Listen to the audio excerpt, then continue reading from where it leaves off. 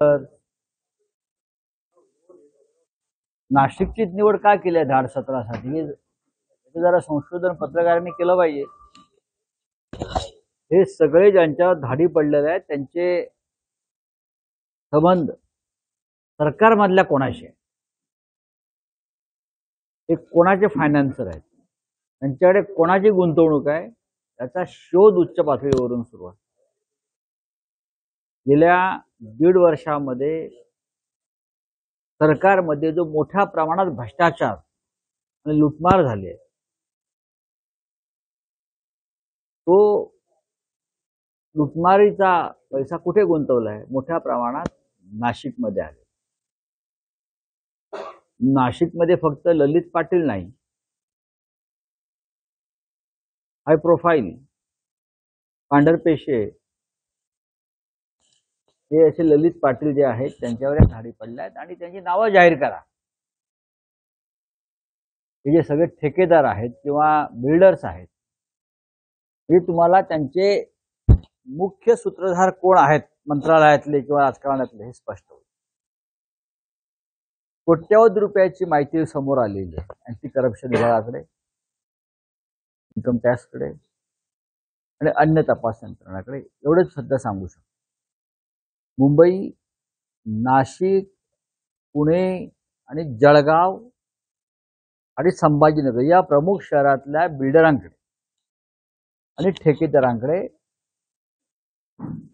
सरकारमधील मंत्री आणि सत्ताधारी पक्षाचे आमदार यांनी बदल्या बढत्या या माध्यमातून, ठेकेदारीच्या माध्यमातून, सरकारी निधीच्या माध्यमातून कोट्यावधी रुपयांचा निधी त्यांना मिळतोय.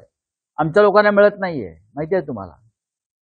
मग तो निधी जो आहे त्याचा गैरवापर, काम न करता कमिशनबाजी, हे कोट्यवधी रुपये पुन्हा त्याच ठेकेदाराकडे गुंतवले जातात,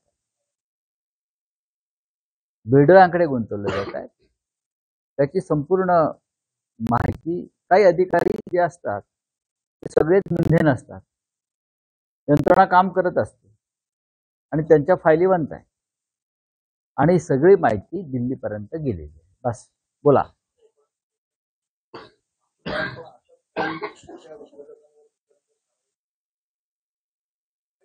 मग ते त्यांच्याकडून आता निवडणुकीसाठी पैसे घेतले, त्यांना ब्लॅकमेल करून त्यांना आता ब्लॅकमेलही केलं जाईल. आणि व्यवहार हा असाच असतो राजकारणामध्ये सध्या. ठीक आहे, पाहू. स्टील कंपन्यांच्या काही प्रमुख लोकांवर, स्टील उद्योगातल्या अशा प्रकारच्या कोट्यवधीच्या रेट झाल्या होत्या आणि नंतर तो माल मसाला घेऊन बाहेर गेले. त्याच्या पुढे काय झालं, कोणी मध्यस्थी केली सरकारमधून ते समोर आलं. पण शेवटी जे चाललंय या महाराष्ट्रामध्ये ते अत्यंत भयंकर. हेमंत सोरेन यांना काल अटक झाली, झारखंडचे मुख्यमंत्री. एका राज्याच्या मुख्यमंत्र्याला काल ज्या पद्धतीनं अटक झाली, 7,000 जवानांचा फौजफाटा काल रांचीमध्ये आणला होता. 7,000 जवानांचा. झारखंड एक आदिवासी राज्य आहे, फार मोठं राज्य नाहीये, पण तरीही लोकसभेच्या 7 किंवा 8 जागा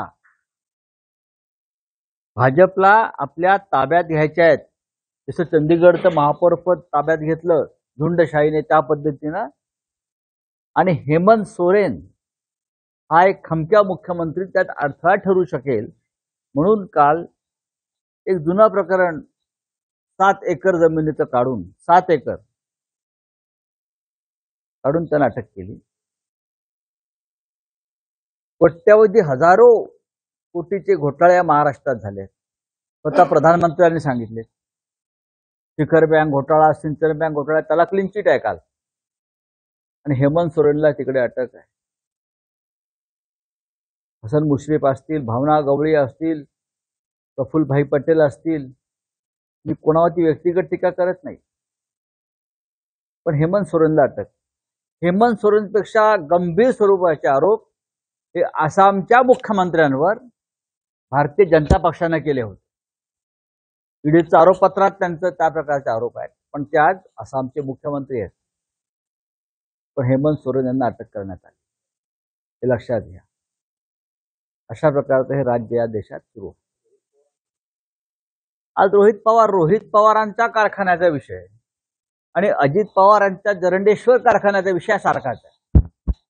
लिलावात घेतलेले कारखाने मूळ किमतीपेक्षा कमी भावात मिळाल्याचा आरोप आहे.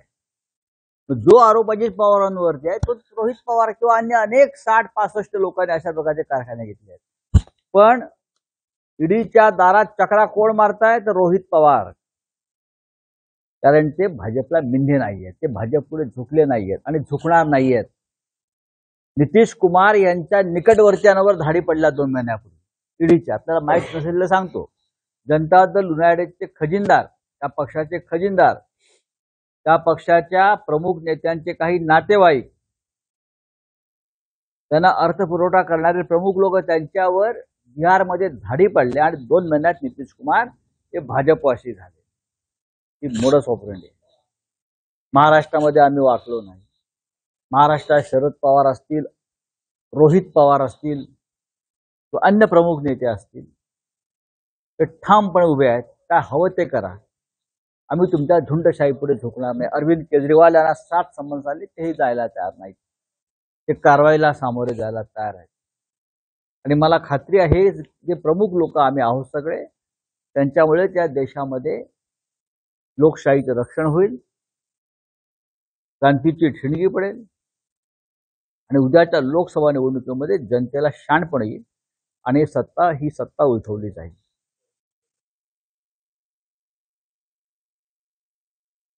होय, नगरसेवकांना नाही, आमदारांना नाही, खासदारांना नाही. जोपर्यंत भारतीय जनता पक्षामध्ये तुम्ही प्रवेश करत नाही तोपर्यंत तुम्हाला विकासाच्या संदर्भात कोणती मदत करणार नाही. हे या देशातल्या जे भारतीय राज्यघटनेच्या विरोधातलं तत्व वापरलं जातं. समानतेचा न्याय किंवा न्यायाचं समान तत्व इथे वापरलं जात नाही. मला तर असं वाटतंय की हा कालचा प्रजासत्ताक हा बहुधा शेवटचा प्रजासत्ताक असावा. उद्या जर दुर्दैवानं त्यांना 400 पार ईव्हीएमच्या मदतीनं काही मिळालं, ईव्हीएमच्या मदतीनं म्हणते आम्ही ते होऊ देणार नाही, तर ह्या देशाची राज्यघटना बदलून 26 जानेवारीचा प्रजासत्ताक दिन हा नव्या राज्यघटनेनुसार, नवीन राज्यघटना जी लिहिली जाईल या लोकांकडून त्यानुसार केला जाईल. हे पण तुम्हाला सांगतो. आणि त्या दृष्टीने तयारी सुरू आहे. नाही ठीक आहे. हा काय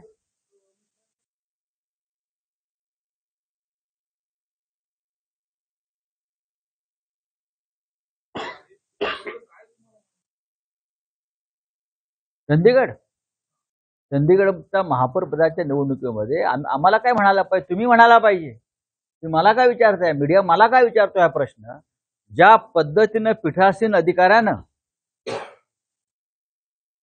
बहुमत असलेल्या आप आणि काँग्रेसची 8 मतं बाद करून भारतीय जनता पक्षाला विजयी घोषित केलं, या भारत मातेची हत्या नाही? सरळ सरळ दिसतंय तो पीठासीन अधिकारी टेबलावर बसून आपला पडलेली मतं आपल्या पेनाने खोडतोय, अवैध करतोय, हे दिसतंय. राहुल नार्वेकरांनी जो गुन्हा या महाराष्ट्रात केला तोच गुन्हा तिकडल्या पीठासीन अधिकाऱ्यांना भाजपच्या महापौर पदाच्या निवडणुकीत केलेला. स्पष्ट वित्त बहुमत असताना काँग्रेस आणि आपचं त्यांनी भाजपला विजयी केला. महाराष्ट्रामध्ये सुद्धा जे राहुल नार्वेकरांनी पाप केलं तेच पाप तिकडल्या पीठासीन अधिकाऱ्याने केलंय. आणि हे पाप केल्याबद्दल राहुल नार्वेकरांना पक्षांतर विरोधी चिकित्सा समितीचं अध्यक्षपद देण्यात आलेलं आहे. बरं का? हो, यांचे नवीन घटनाकार आहेत राहुल नार्वेकर. हे नवीन घटना लिहायला बसलेत तिकडे. आता त्यांच्या जोडीला त्या समितीचे सदस्य म्हणून त्या चंदीगडच्या पीठासीन अधिकाऱ्याला बसवलं.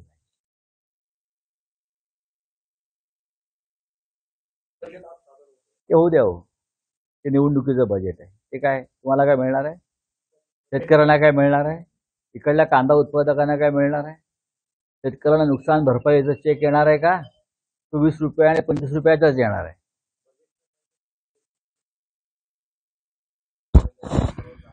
मग म्हणून तर म्हणतो तुम्हाला काय मिळणार, पहिल्या दिवशी वाढल्या, कदाचित बजेटमध्ये 2 रुपये कमी करतील, म्हणजे बघा आम्ही कमी केलं.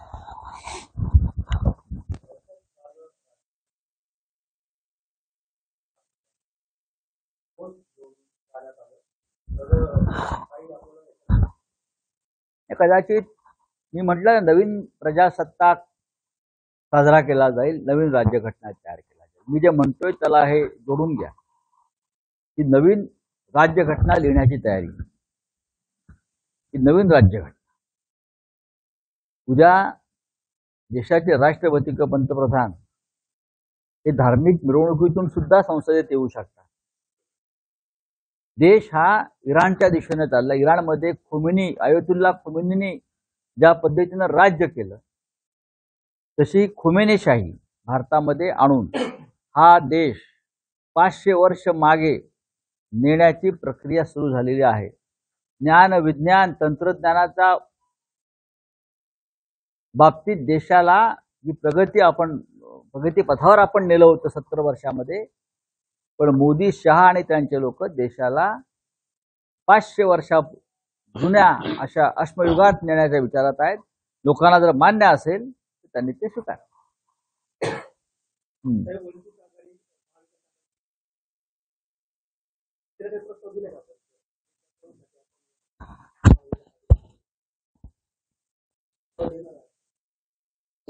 आम्ही प्रस्ताव कशा करता द्यायला पाहिजे. देश वाचवण्याची जबाबदारी, लोकशाही वाचवण्याची जबाबदारी या देशातल्या सगळ्या सुज्ञ राजकीय पक्षांची आणि भारत मातेवरती प्रेम करणाऱ्या प्रत्येकाची आहे. वंचित बहुजन आघाडीचा मनाचा मोठेपणा असा आहे, खास करून ॲडव्होकेट प्रकाश आंबेडकर म्हणजे बाळासाहेब आंबेडकर आमचे प्रिय, त्यांनी वारंवार सांगितलं की आम्हाला महाविकास आघाडीमध्ये तुम्ही समाविष्ट करून घेतलं पाहिजे. आम्हाला सुद्धा या देशातल्या राज्यघटनेचा आदर आणि संरक्षण करायचं आहे. ज्या पद्धतीचं राजकारण मोदी आणि शहांच्या राज्यात सुरू आहे, या देशातलं स्वातंत्र्य नष्ट होईल, लोकशाही नष्ट होईल, संविधान तुडवलं जाईल, बदललं जाईल, ही भीती जशी बाळासाहेब आंबेडकरांना वाटते, वंचितच्या कार्यकर्त्यांना वाटते, ते आम्हालाही वाटते. त्याच्यामुळे आपण एकत्र येऊन काम केलं पाहिजे, ही माननीय बाळासाहेब आंबेडकरांची भूमिका आहे आणि त्याच्यामुळे आम्ही त्यांचं स्वागत केलं, ही त्यांची भूमिका आहे. जर कोणाला असं वाटत असेल की या देश वाचवण्याच्या प्रक्रियेमध्ये आम्हाला सहभागी व्हायचे, त्यांनी तसं ते व्यक्त केलं पाहिजे, जसे बाळासाहेब आंबेडकर व्यक्त.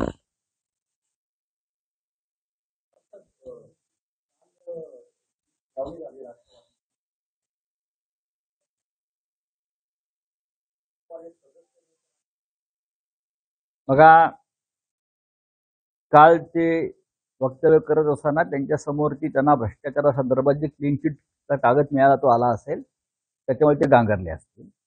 एक लक्षात घ्या, हा सगळा सुनावणीचा फार्स आहे. राहुल नार्वेकरांच्या समोरची सुनावणी, बरं का, हा शांतता फार्स सुरू आहे असं एक नाटक आहे. शिवसेनेने त्याचा अनुभव घेतलेला आहे. आता तो राष्ट्रवादी काँग्रेसला आहे. शरद पवार स्वतः हयात आहे तो, तरी राष्ट्रवादी कोणाचे हा प्रश्न जर राहुल नार्वेकर यांना पडला असेल तर त्यांनी सुनावणी न करताच निकाल द्यावा आणि जे नवीन राज्यघटना लिहायला घेतलेली आहे त्यांच्या नेतृत्वाखाली, ती लिहिण्यासाठी त्यांनी एखाद्या परदेशात लंडनला वगैरे जाऊन बसावं. चला,